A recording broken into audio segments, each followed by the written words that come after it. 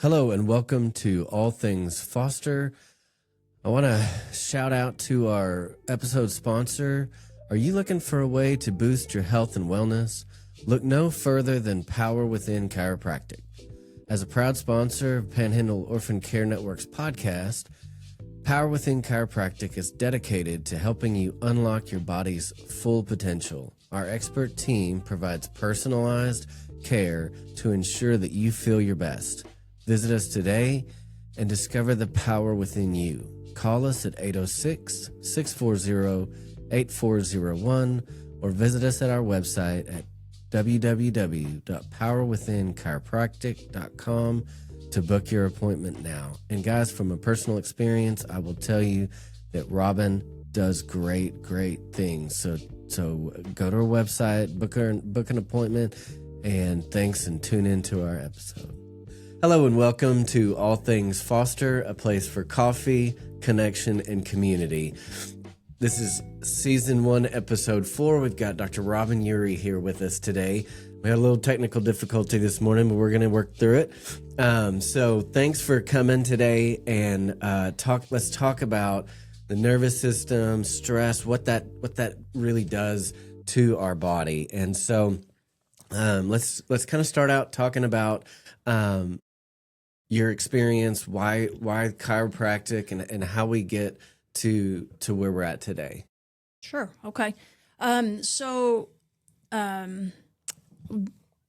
family just went to the chiropractor. Okay. That was our first line of defense when anything came up, right? Mm-hmm. I played a lot of sports growing up. I was injured a lot. Yeah. I don't know if you've ever watched girls play basketball, but we're not very nice to each other. Yeah, right, yeah. It caused a lot of physical trauma, right? So I was in the chiropractor a lot. So actually when I started college, I was going to go to med school. Okay. And one day we were goofing around in the dorms, and I had a knee injury that came from that. I went to the student health clinic that day, and he looked at it and he was like, "Yeah, that's pretty bruised and swollen. Here's your pain meds and anti-inflammatories."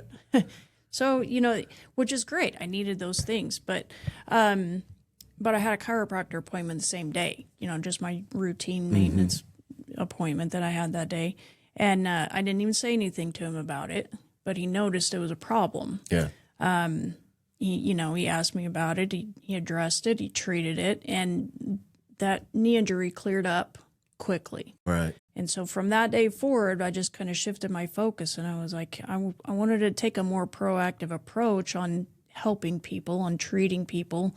And so I switched my focus, and within a year, I started in chiropractic school. Wow, that's a big change from medical to chiropractic. Yeah, sure. It was a big change. I had no idea what I was going to learn in chiropractic school other than I'm going to adjust people and make them feel better. Right. Yeah. I graduated over 20 years ago now. Wow. I've seen a lot of different things. I'm seeing a lot of different things now than I did when I first started in practice. I'm doing things that I didn't think that I would ever do. Yeah. But that's just kind of the evolution of things. I would say at this point in practice, I've never done the actual math and the statistics of it, but I think I've delivered over 300,000 adjustments at this point. Wow. Yeah. That's a lot. Yeah. So let's talk stress, because that's really, foster families, they deal with a ton of stress. They're working with kids that have come out of a really difficult situation, and so there's doctor's appointments, there's counselors, there's this attorney and this doctor and all these things, and it is a tremendous amount of stress. Working with these kids from these difficult spots. And so let's kind of talk about what happens to the body under just constant stress. What does that look like? You talked about the 3 T's. Let's talk about that. Okay. First of all, I just want to say that raising kids is stressful. Raising my own children was stressful. It takes a very special person to do what you guys do, and I appreciate that. I don't know that I could do it myself.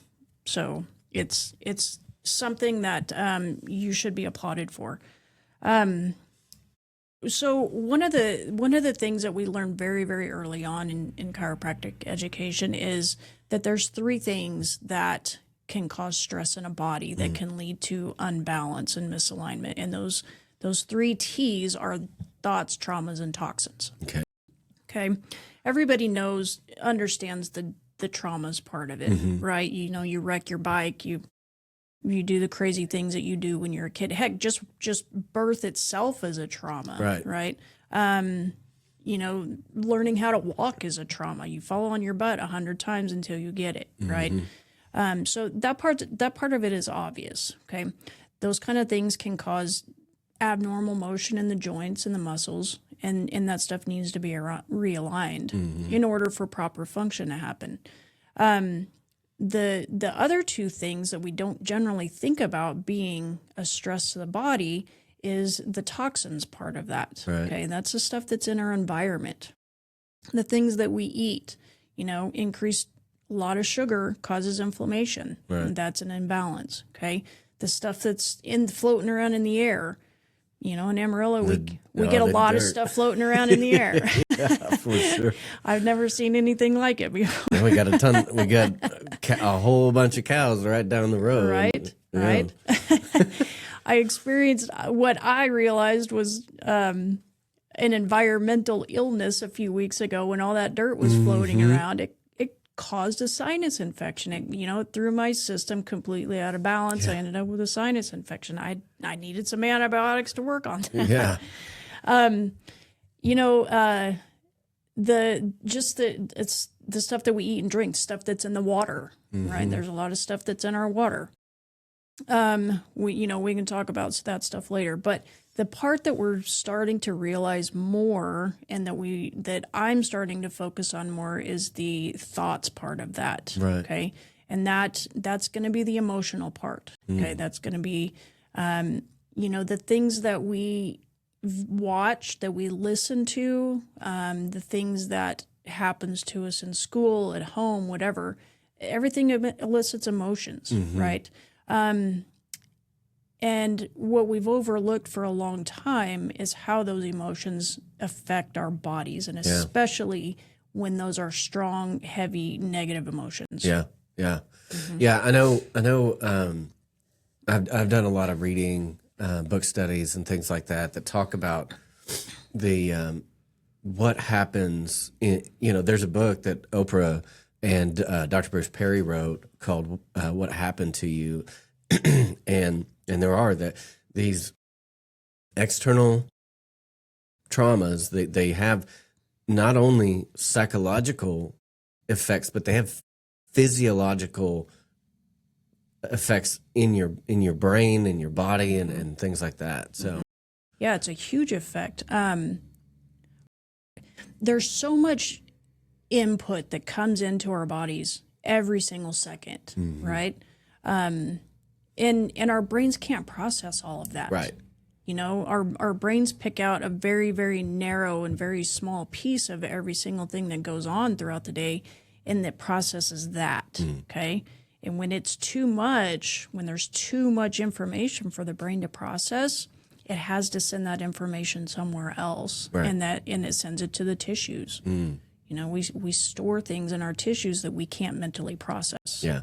Yeah, there's a book that was recommended when I did the book study on what happened to you called "Your Body Keeps Score." Have you heard of that? Oh yeah, I've read that. You've read it?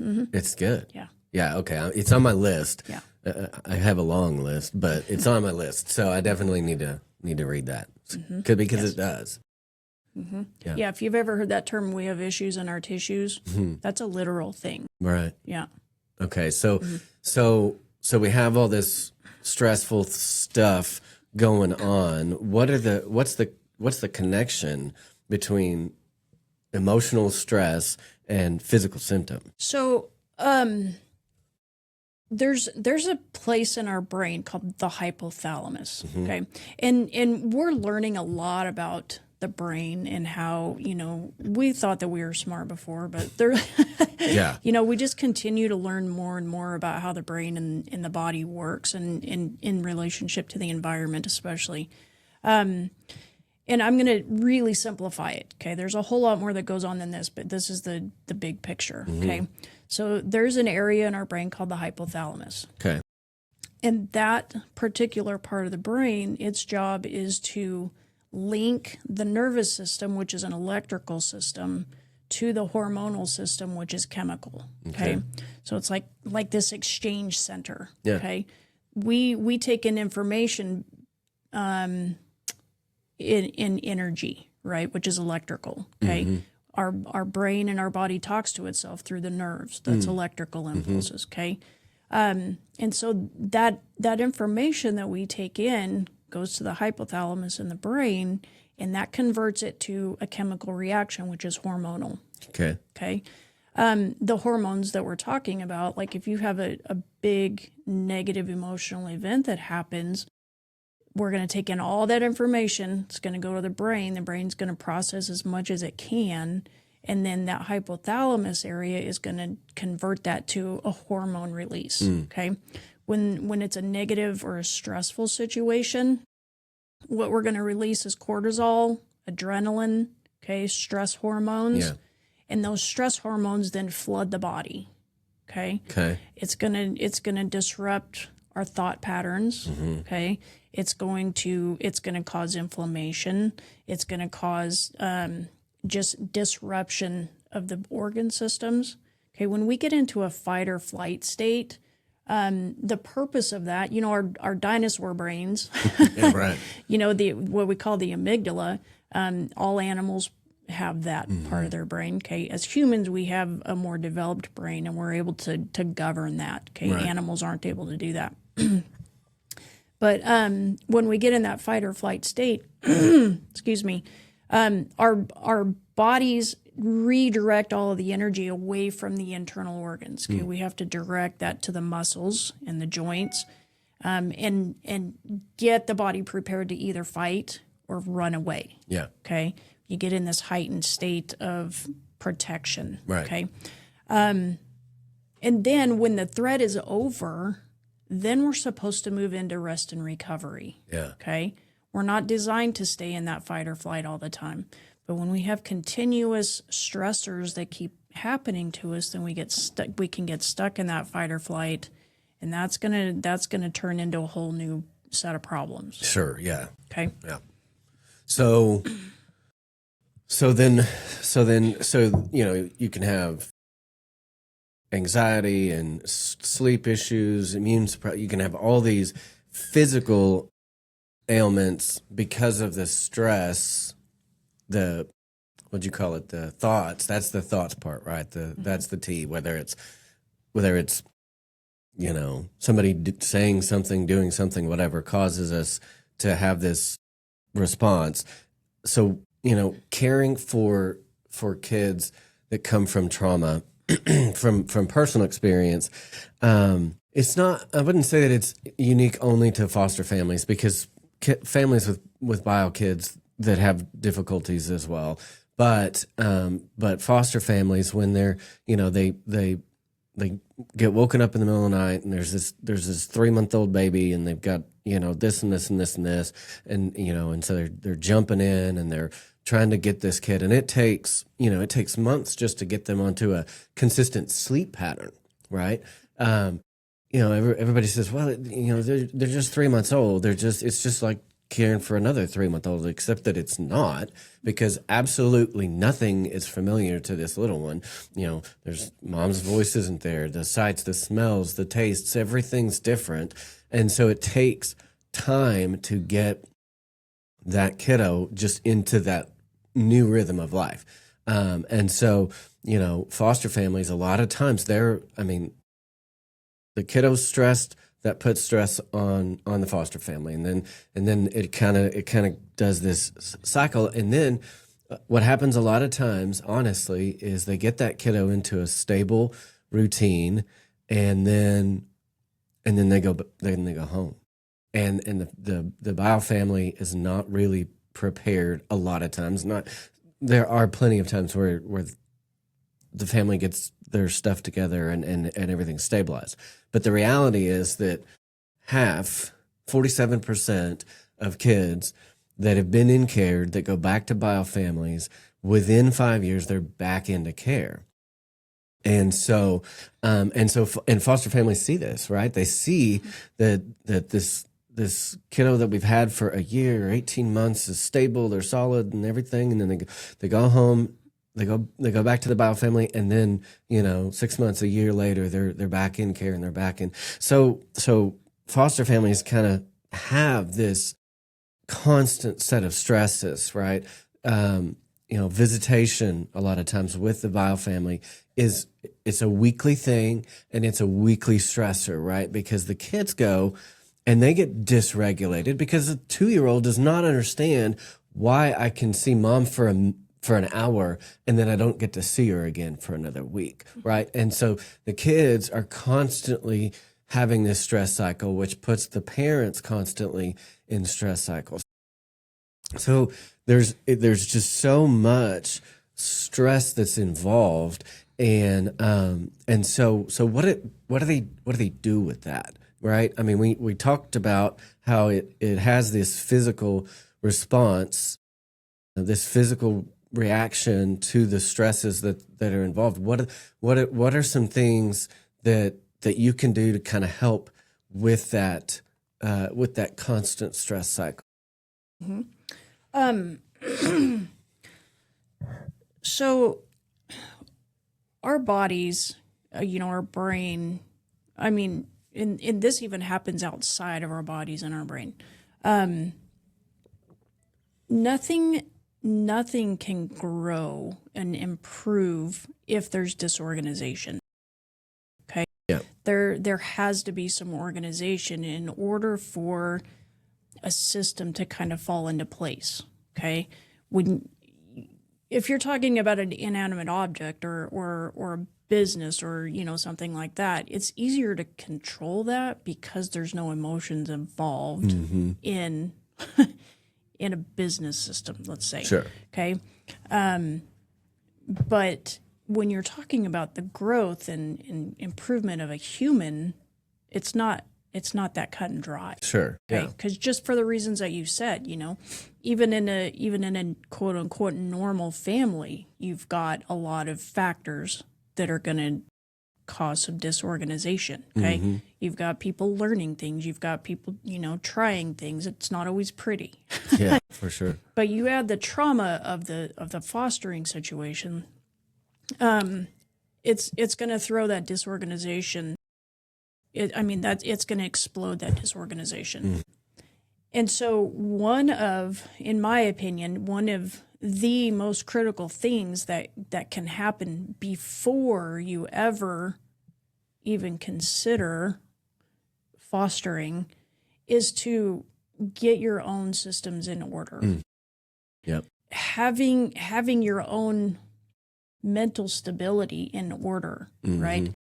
Understanding the stresses that go on in just a normal life and being able to regulate emotions and thoughts and actions before you ever think about entering the foster world. Okay. Yeah. So, like I said before, we do well with organization. Okay. And when our brains form a habit, then we can stop thinking about how to perform that task over and over and over again. Yeah. Okay. It becomes a habit. Okay. There's a fantastic book, in fact, called Atomic Habits by James Clear. Yeah. I recommend looking into that. And the way that we do that, not forever. I'm not talking like become an OCD, like everything has to have its, specific time and place. But to repeat an action over and over and over until it becomes a habit, then allows your body and your brain to become comfortable with that, so that you don't have to think about every step along the way, right? Okay. That opens your body and your brain up to becoming more creative, learning new things, and so the organization of having routines. Yeah. Routines. Right?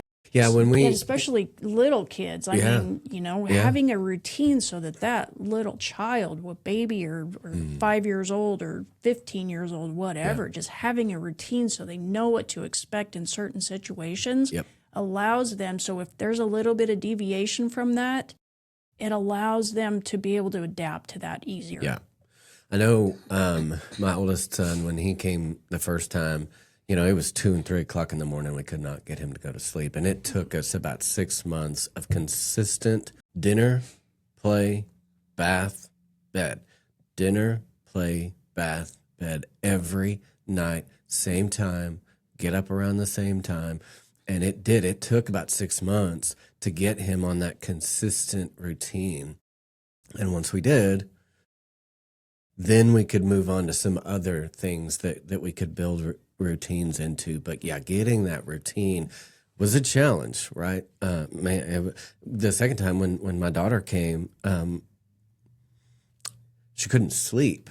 And so we would get her to sleep, and then she'd wake up in the middle of the night, screaming, crying. She's not even 2 years old yet. She doesn't really understand. You can't have a conversation with her and say, okay, this is what this is who we are, this is what's happening, and this, you can't rationalize that with her. And so she would wake up in the middle of the night, screaming and crying, and I'd go in there, and she wanted me. She only wanted me.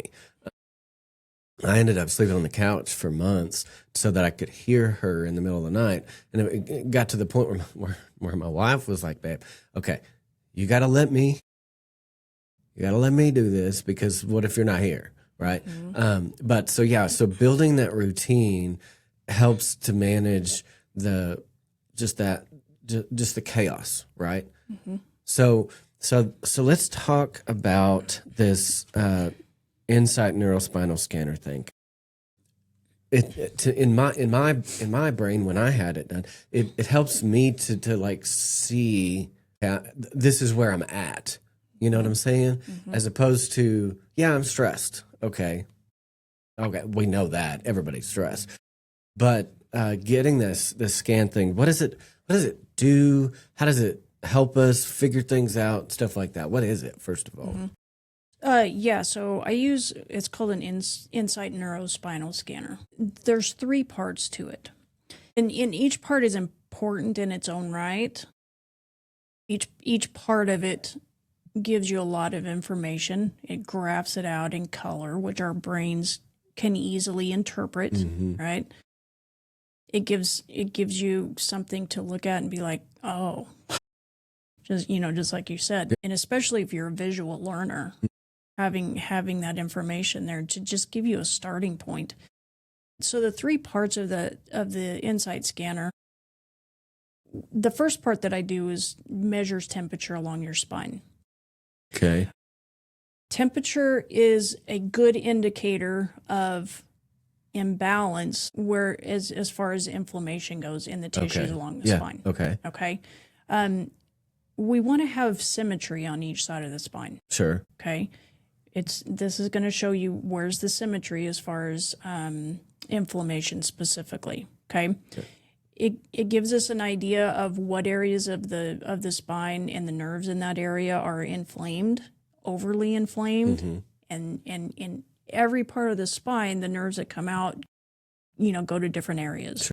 Sure. They're going to go to muscles and tissues, but they're also going to go to different organs. Okay. Mm. So it can point us to where you might have it may not just be spinal related. It may not be pain related. It might be organ related. Okay. If you're having digestion issues or something, let's look at the inflammation in that area of those nerves that go to those end organs. Right. Wow. Okay. Hey guys, we're going to pause on the episode for a minute. I just wanted to take an opportunity to invite you to like, subscribe, and hit that notification button. We post our episodes every Tuesday morning at 10 o'clock. So like, follow, share, subscribe so that you are notified every time we have a new episode post. And also, please consider going to our website, panhandleorphan.org/donate. We ask you to be a placement package partner. It's just $10 a month, and that helps us to be able to continue to provide placement packages to children entering foster care, and also supports the work that we do here. Thank you. So that's the first part of it. The second part that we look into then is how much muscle tension you have in different areas. Okay. We want symmetry. Okay. We want equal parts, equal tension on both sides of the spine.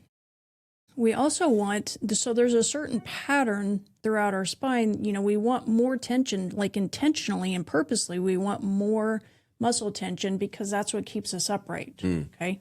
So that's a benefit that we have of being humans, is that we're upright. Okay. Yeah. And so there's certain areas that have to fire more than others in order to keep us there. Okay. So we want to see where there's imbalance as far as just how the muscle's firing. Okay. If there's a weakness or if there's too much tension. Weakness is just as important to know about as too much tension. Okay. And then the third part of that, which is the most fascinating part to me, is we do a heart rate variability scan. Heart rate variability scan. Correct. Okay. Yes. HRV. Some people probably out there probably have heard of HRV. A lot of watches nowadays will keep track of HRV. Okay. You may have no idea what that's doing and the purpose of it. Yeah. Yeah, I know. Yeah. I don't know. You know, and some I know it'll tell me beats per minute or something like that. But that's there about you all I know. Some of them will tell you, hey, you slept really bad last night. Yeah. We need to get that under control. Okay. Here's maybe why you feel like you do today is because your sleep last night was terrible. Okay. But the fascinating part of that, so it's measuring heart rate, right? It's measuring your skin temperature and then what we could call skin conductance. And what that's showing us is how our body is actually relating to the environment around us, like in real time. Yeah. Okay. What does that mean? Kind of, what do you, so does that mean it's measuring how much stress I'm under? Is that what it's doing? Tell me. No, what it's measuring is how your body's reacting to the stimuluses that are coming at it. Okay. Like I said earlier, we have millions of pieces of input, sensory input coming in all day long. Right. All night long. How does our nervous system react to all of that? Okay. So what this gives is an idea of how well is your nervous system reacting to and interpreting that information that's coming in. Okay. It shows there's two parts of our autonomic nervous system. Okay. The autonomic nervous system is a part that we don't control. Right. That's the automatic stuff. Yes. Yeah. Like our heart rate, our digestion, you know, remembering to breathe. Right. Okay. We don't control that stuff. Okay. Right. There's two parts of that. The fight or flight side, and then the rest and recovery side. Okay. And so what that heart rate variability is showing us is how well your nervous system is interpreting all those signals that are coming into it. Wow. You know, does your body, you know, if there's a kitten coming at you, is your body and your brain interpreting that as a tiger and getting ready to react to that? Yeah. Or is it understanding that that's a kitten, there's no threat? Right. Okay. Some nervous systems that are imbalanced, it doesn't understand that there's no threat there. Right. Okay. Based on past experiences and you know, and past traumas, it can't distinguish that. And so it'll go into a fight or flight state very easily. That's, yeah, for sure. Yeah. Okay. So the scanner can look at that and tell us kind of, are we in fight or flight all the time? Are we in rest and recovery or whatnot, right? So, so what does that tell you? If you see that they're constantly stressed, what does that tell us? What do we do about it? So, from my standpoint, you know, as the chiropractor, from the practitioner, from the person that's going to try to get you from point A to point B, how the heck are we going to get there? Yeah. Right. If this is where we're starting and this is the ultimate goal that we want to get to. And for some people, that goal is to be able to physically perform better. Okay. For some people, that goal is to sleep better. Some people, their goal is to not overreact to situations that don't need to be overreacted to. who would have thought you want to go to a chiropractor in order to just react appropriately Right. Yeah. to statements that are said to you? But ultimately, that's what it's coming down to. Wow. And so for me, I use that information not only to show you where you're starting from, but also, it's an objectionable measure. You get to see the improvement. Okay. It's not just me telling you, hey, look, you're better. Okay. So you do it. You do this scan more than once. Yes, we start out with it the first day. Okay. I like to do it after a certain number of visits. We repeat it so that you can see, okay, so yeah, my symptoms might be better. Okay, maybe I don't have as many headaches. Maybe I'm sleeping better. Maybe, maybe that function of that muscle is better. Oh, okay. So you get to match that up, but then it also gives us both an idea of how quickly is it happening. Or how much more work is there to be done? Symptoms are the last thing that show up. Yeah. There's a lot of stuff that's going on in our system for a long time before we ever have a symptom show up. Those symptoms are also the first thing that start going away when you're under care. Doesn't mean the problem is fixed. Okay. It means that the symptom is better. So if you're thinking, oh, that muscle feels better, I'm good. Well, let's redo that scan. And let's see, how is your system functioning? Okay, are you going to slip right back to where you were at if we discontinue care, or is it going to say, let's continue for longer, so until we get to the point where that nervous system is balanced, not just the muscles or headaches, are better. Yeah. Okay. Okay. So you do the scan more than once, kind of tracking it. Is there other folks in Amarillo that do this? Do you know? Is this a pretty unique? I've been to many chiropractors over the years, and I've never seen anybody else, heard of anybody else do this. Do you know? As far as I know, there's not, but I haven't interviewed every chiropractor in town. But it's a pretty unique thing, right? It is a very, very unique thing, yes. And the technology is not new, right? I had this technology when I started, kind of fresh out of school 20 some years ago. Really? The technology has improved so much. Right. I can't even begin to tell you. And I've had different models of it, throughout the years. And the way that the technology works and the way that it can show you has improved so much. But as far as I know, I don't know of anybody else that's doing it. Okay. So how does balancing that nervous system develop into better regulation, healing, better stress management, and stuff like that? How does that progress? How does that work?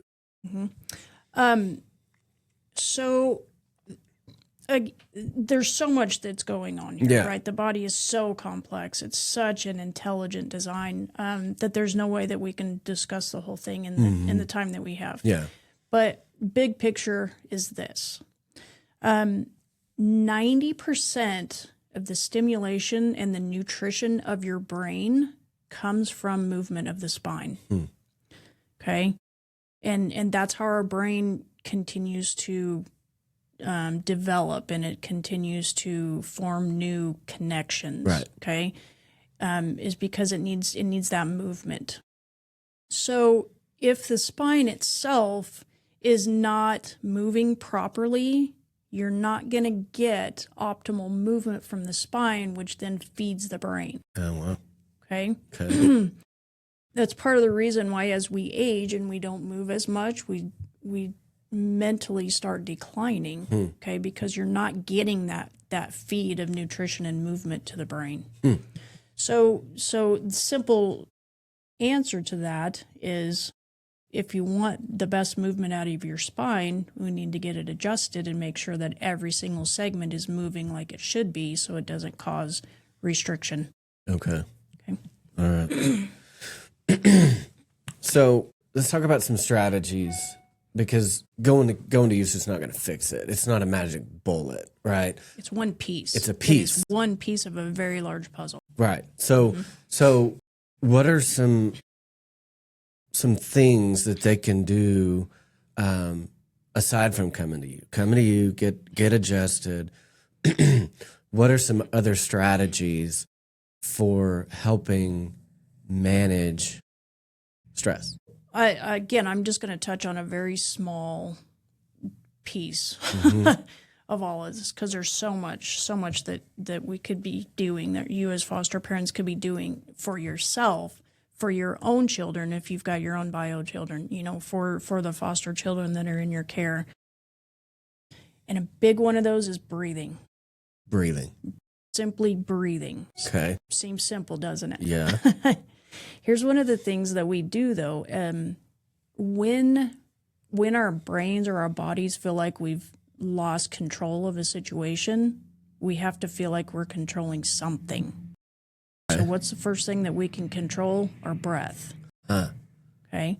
And in a stressful situation, if you stop and kind of pay attention, you'll realize that a lot of times you're holding your breath. You're holding your breath, then your tissues don't get oxygen, which then makes the problem worse. Okay? Okay. If you don't have oxygen go into your brain, it's not going to know how to react. Yeah. Okay? Yeah. So one of the first things, if you start feeling like this heavy emotion, is to stop and pay attention to your breathing. Okay. Am I holding my breath? Okay. Probably you are.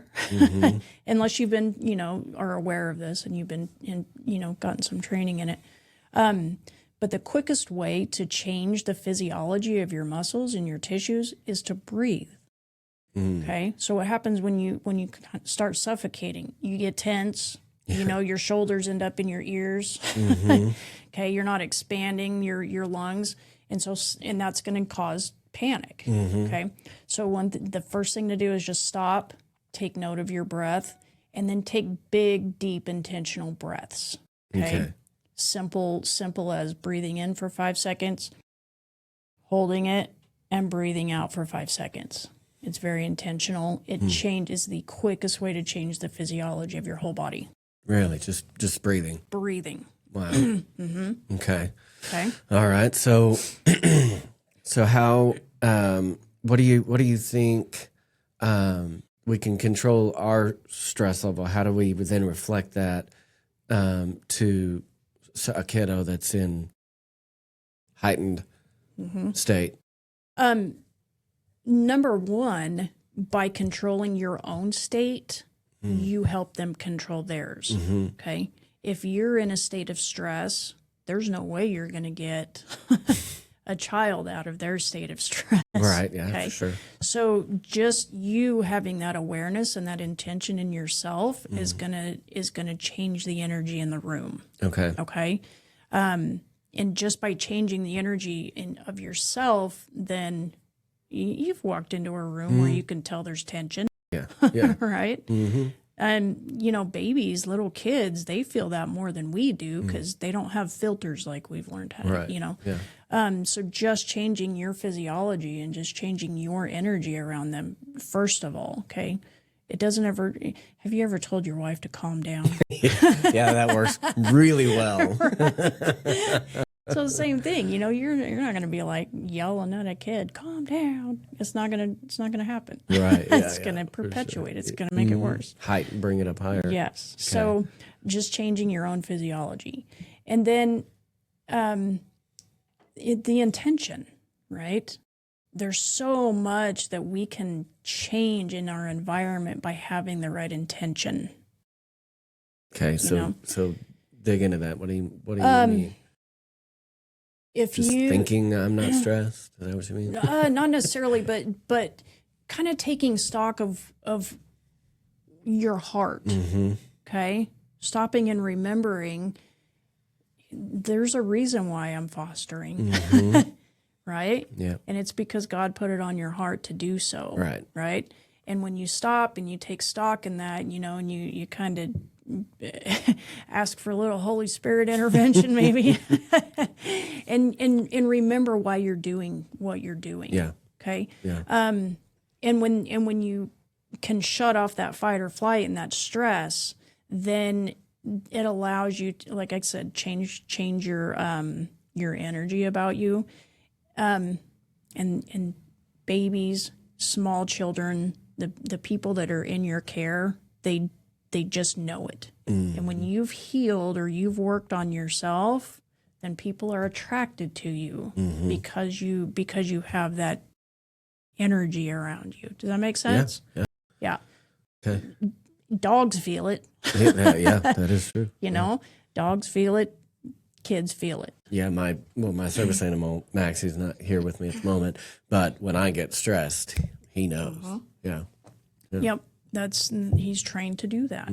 Not that he would do it, anyways, because that's the way that's kind of animal he is. But yeah. Okay. So breathing, being kind of intentional about how you're handling things. What else? What are other things, consistent things that we could be doing better to help us manage and mitigate stress? I think another big one is movement. Like I said earlier, most of the stimulation and the nutrition to your brain comes from movement of the spine. So purposely moving, okay, in the kids that are in your care, who knows if they've ever had like intentional physical activity, to develop their systems. Yeah. And so not only do you have to, in order to teach them to intentionally move, you have to do it yourself. Yeah. Okay. You can't be sitting on the couch on your phone and be like, go run around the block. Yeah. Okay. That movement, okay, it changes the way that our body is taking in information. Okay. And when we move, we release what's called the feel-good chemicals, right? The oxytocin, the dopamine, those feel-good hormones rather than the adrenaline and the cortisol. Okay. Okay. Let's see.